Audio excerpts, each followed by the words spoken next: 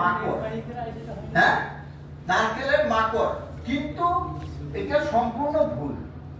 মোবাইলের সাথে এর কোনো মোবাইলের টাওয়ারের সাথে এই পোকার কোনো সম্পর্ক নেই। 98 সালে যখন মোবাইলটা আস্তে আস্তে জনপ্রিয় হতে শুরু করলো, রিলায়েন্স কোম্পানি যখন ধীরুভাই আমার একটা অ্যাড করলো দুনিয়া মুঠি মে, মানে মোবাইলটাকে অনেক জনপ্রিয় করার জন্য তখন অনেক বেশি পরিমাণে মোবাইল টাওয়ার ইউজ হয়েছিল।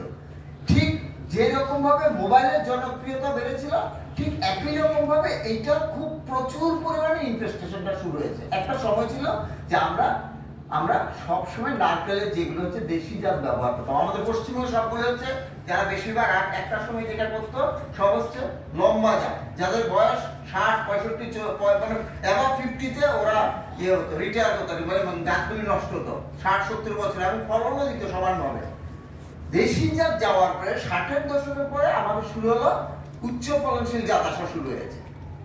সেই জাতগুলো এবং পরবর্তী সময় যে সংকর জাত হাইব্রিড জাত আসা শুরু হয়েছে, এবং 90-এ ফার্স্ট এটা আমরা আইডেন্টিফাই করেছি কেরালাতে প্রথম এটা ইনফেস্টেশন। এবং আমি নিজেও প্রায় তামিলনাড়ুতে প্রায় 1.5 মাস ছিলাম এই পোকাটা নিয়ে 1.5 মাস আমি ওখানে থেকে এটা নিয়ে আমরা কাজ করেছিলাম। এবং আমাদের যে ইয়ে ছিল, মানে আমাদের যে রেকমেন্ডেশন ছিল সেগুলিও কিন্তু আমাদের ইন্ডিয়া বা অন্যান্য জায়গায় অনেক জায়গা থেকে গেছে, আমরা বলবো সেটা।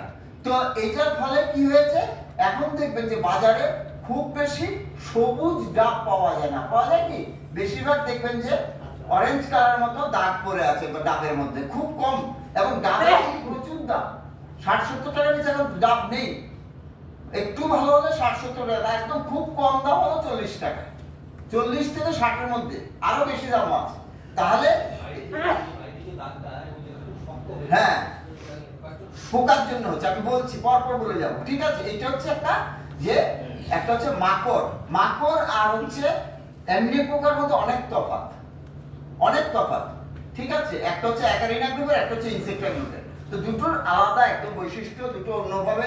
একটা সময় এখন যেহেতু বিশ্ব উষ্ণায়ন শুরু হয়েছে, এখন দিনের তাপমাত্রা বা আমাদের যে আপেক্ষিক আর্দ্রতা এগুলো ঠিক ঠিকানা থাকছে না। আমরা খুব মানে গরমের শুরুতে আমরা 35-40-এর কাছাকাছি টেম্পারেচার পাচ্ছি, তাই তো। তাহলে এই যে মানে হিমালয়ের বরফও গলতে শুরু করে দিয়েছে, যার জন্য এমনিতে জলস্তর অনেকটা কমে গেছে, আর কি ওজোন লেয়ারটা নষ্ট হয়ে যাচ্ছে, যার জন্য ইউভি রেডিয়েশন অনেকটা বেশি হয়ে যাচ্ছে, আমাদের শরীরের মধ্যে অনেক স্কিন ডিজিজ হচ্ছে।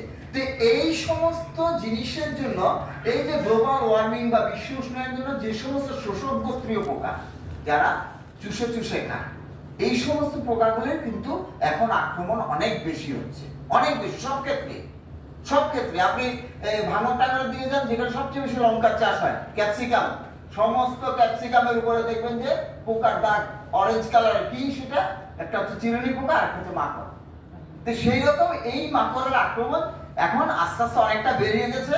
এবং এটার জন্য কি হয়, প্রথমেই দেখা যাবে যে ছোট্ট যে নাটকের তো একটা বইয়া হতো, ফুল থেকে যখন আস্তে আস্তে ফলটা আস্তে আস্তে একটু করে বড় হওয়া শুরু হয়, প্রথমেই দেখা যাবে একটা সাদা রঙের একটা দাগ পড়ে থাকে, একটা লম্বা একটা সাদা দাগ পড়ে। এটা হচ্ছে ইনিশিয়াল সিমটম এই মাকড়ের।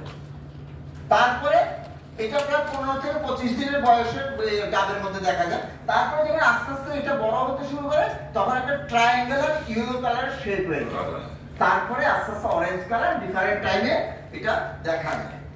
এবং এই যে এইটা হচ্ছে মাকড়, এই যে একদম ছোট, এটা যতটা এমনি দেখতে পাচ্ছেন, এটা একটু খালি চোখে দেখা যাবে না, মাইক্রোস্কোপে তোলা। এবং যে জয়েন্টটা আছে নারকেলের সাথে ডাবের যে জয়েন্টটা, তার একদম ওই জায়গাটার মধ্যেই থাকে, একদম ওই জায়গাটার মধ্যে থাকে। এবং ওই জায়গাটাকে অরেঞ্জ কালার মধ্যে ছোট ছোট দাগ পড়ে যায়। যদি সেখানে ঠিকঠাক ট্রিটমেন্ট না হয়, তাহলে দেখবেন যে নারকেলের যে আসল যে ইনিশিয়াল স্টেজের দাগটা সম্পূর্ণটাই মাটিতে পড়ে যাচ্ছে। এটা একটা মাকড়ের জন্য। এবং গ্রাজুয়ালি এটা কিন্তু এরকম ইনফেস্টেশনটা হচ্ছে। প্রথমে একটা হালকা সাদা, তারপর ইউনিশ ট্রায়াঙ্গুলার শেপ, তারপর আস্তে আস্তে এটা অরেঞ্জ কালার হয়। দেখুন বাজারে এখন এই সমস্ত ডাবেই কিন্তু প্রচুর ছেয়ে গেছে।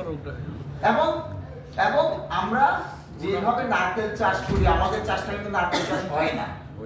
আমরা কি করি, যখন চারা বসিয়ে দিচ্ছি, সেটা আবার দেখি সরকার থেকে ফ্রিতে দিচ্ছি, যেটা আবার কোকোনাট পদ্ধতি ফ্রিতে দেয়, সেই সময় আমরা চেষ্টা করি নেওয়ার জন্য, কিনে কিন্তু কেউ বসাই না। এবং বসানোর পরে আর কোনোদিন ওই বসানোর সময় একটু একটু সারটা দিলাম, পরে দেখা যায় আর কোনোদিন সার দিই না, কোনো সময় দেয় না। দেয় কি? আমার তো মনে হয় না, আমরা যতবার বলি, কিন্তু ওদের খাওয়ার দরকার আছে। 17টা মাইক্রোনিউট্রিয়েন্ট আছে, খাওয়ার দরকার, সেখানে একটাও যদি না পায়, প্রথম ঠিকঠাক দেবে।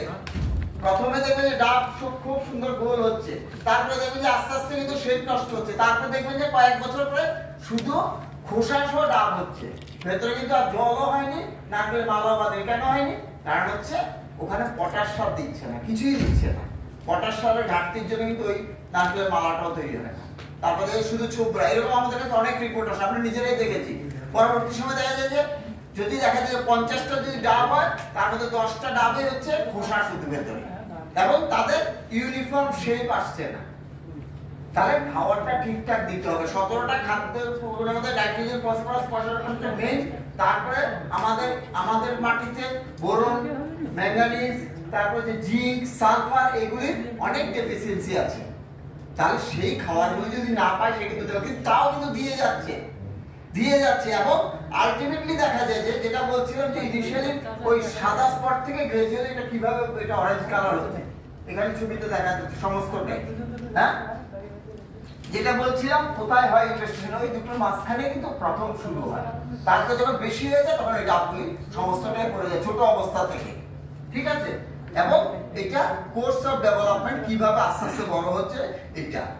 এবং পরবর্তী সময় দেখা যায় যখন ডাব হয়ে যাচ্ছে তখন এইরকম ভাবে অরেঞ্জ কালার ওজ আউট হয়, দেখা যায় কি বাজারে অনেক সময় বা গাছের মধ্যে দেখা যায়। এবং সবচেয়ে ভয়ঙ্কর হচ্ছে এই যে রসটা যে বেরোচ্ছে এবং বাদামি রঙের বা অরেঞ্জ কালার যে রসটা বেরোচ্ছে, তাতে কিন্তু বিরাট ক্ষতি।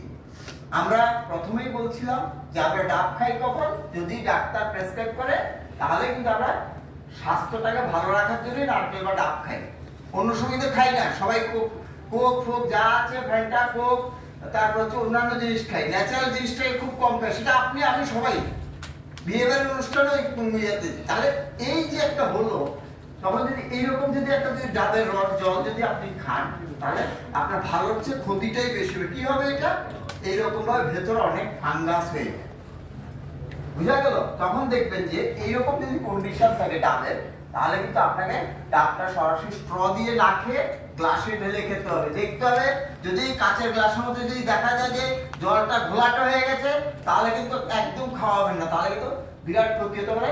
বিশেষ করে বাচ্চাদের ক্ষেত্রে বাচ্চা মারাও যেতে পারে, কারণ এটা একটা বিরাট ফাঙ্গাস তৈরি হয়, বুঝা গেল? তাহলে এটা কিন্তু সম্পূর্ণটা হচ্ছে মাকড়ের জন্য, এই মাকড়গুলির জন্য। এবং এটার জন্য আমরা যে কাজগুলো করেছিলাম সেটা হচ্ছে প্রথমত হচ্ছে রুট ফিডিং। এই মাকড়ের জন্য কিন্তু স্পেসিফিক ওষুধ একারিসাইড আলাদা, মাকড়নাশক সম্পূর্ণ আলাদা। রুট ফিডিং কিভাবে করাবো? নারকেল গাছে দেখবেন যে শেকড় দুই রকমের আছে, একটা হচ্ছে পুরনোগুলি কিরকম থেকে উপরের দিকে কালো রঙের থাকে, তাই তো? আর একটা নতুনটা একদম অরেঞ্জ কালার। সেটা আপনি 3-4টে, একটা গাছ থেকে 3-4টে জায়গা থেকে ওই যে অরেঞ্জ কালার শেকড়টা একটু উঠিয়ে নিয়ে সেখানে একটু স্লাইডিং করে কেটে নিয়ে সেখানে ফেনাজোকুইন বলে একটা মাকড়নাশক পাওয়া যায়, ফেনাজোকুইন যেটা বাজারে পাওয়া যায়, ম্যাজিস্টার নামে পাওয়া যায়।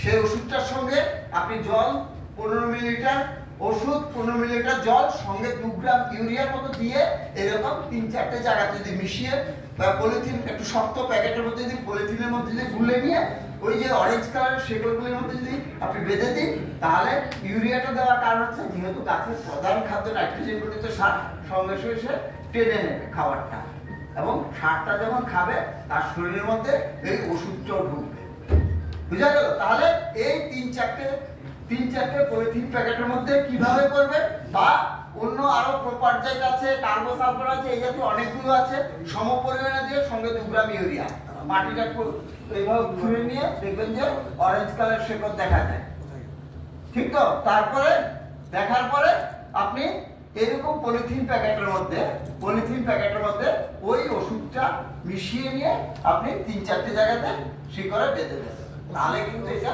1 থেকে 2 দিনের মধ্যে ওষুধটা শরীরে যাবে। ফেনাজোকুইন ম্যাজিস্টার নামে পাওয়া যায়, প্রোপারজাইট ওমাইট নামে পাওয়া যায়, ফেনাজোকুইন ম্যাজিস্টার নামে পাওয়া যায়। তাছাড়া হেক্সিথায়াজক্স আছে, হেক্সিথায়াজক্স একদম নতুন ওষুধ, সেটাও ব্যবহার করতে পারেন। হেক্সিথায়াজক্স, হ্যাঁ বাজারে ওই হেক্সিথায়াজক্স বলে ম্যাডেন নামে পাওয়া যায় বাজারে, ম্যাডেন, MADEN। আরো অনেক আছে, সবগুলি অ্যাকারিসাইড, সবগুলি হচ্ছে পোকার এই মাকড়ের জন্য। এগুলো আবার কিন্তু অন্য পোকাতে কিন্তু কাজ হবে না, কিন্তু শুধু মাকড়ের, লঙ্কার মাকড়েরও দেওয়া যাবে। ঠিক আছে, তাহলে হ্যাঁ পরিমাণটা বলে দিলাম, 15 মিলিলিটার ওষুধ, 15 মিলিলিটার জল, 2 থেকে 3 গ্রাম ইউরিয়া ভালো করে মিশিয়ে পলিথিন প্যাকেটের মধ্যে 3 থেকে 4টে জায়গাতে অরেঞ্জ কালার যে শেকড়, যেগুলো নতুন শেকড়, সেগুলোর মধ্যে একটু ছুরি দিয়ে একটু ট্রায়াঙ্গেল শেকড়টাকে কেটে, মাথাটা কেটে নিয়ে তারপর পলিথিন প্যাকেটটা বেঁধে দেবেন। দেখবেন যে ম্যাক্সিমাম 2 দিন লাগবে। এটা হলো। এছাড়া আমরা স্টেম ফিডিং করতে পারি। স্টেম ফিডিং কিরকম? আমরা যেরকম আমাদের যেরকম ভাবে ইনজেকশন দেওয়া হয়, সেরকম গাছেরও ইনজেকশনের মতো এরকম একটু শক্ত হার্ডি, যাদের বড় বড় বাগান আছে, আমরা দেখেছি তামিলনাড়ু, কেরালা, কর্ণাটকে, এই সমস্ত জায়গাতে ওরা কি করে, সেট অফ এরকম এরকম অনেকগুলো একসাথে হয়তো 300 গাছের ইনজেকশন, ওই ওষুধটা মেরে একটু খোসাটাকে একটু তুলে নেবে, স্কিনটাকে গাছে তুলে নিয়ে ওই ওষুধটা, সেম পরিমাণের ওষুধটা সিরিঞ্জ দিয়ে ঢুকিয়ে দেবে, দিয়ে এটা লাগিয়ে রাখবে, একদিনের মধ্যে হয়ে যায়।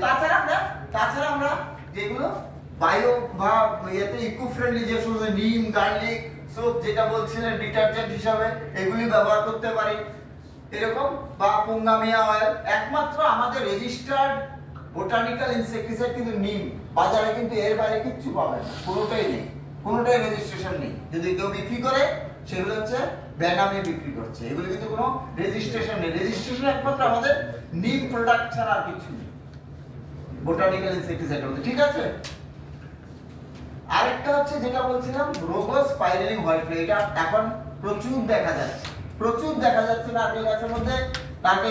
প্রচুর দেখা যাচ্ছে। কিরকম হয়? নারকেলের দেখবেন যে উপরের অংশে সাদা রঙের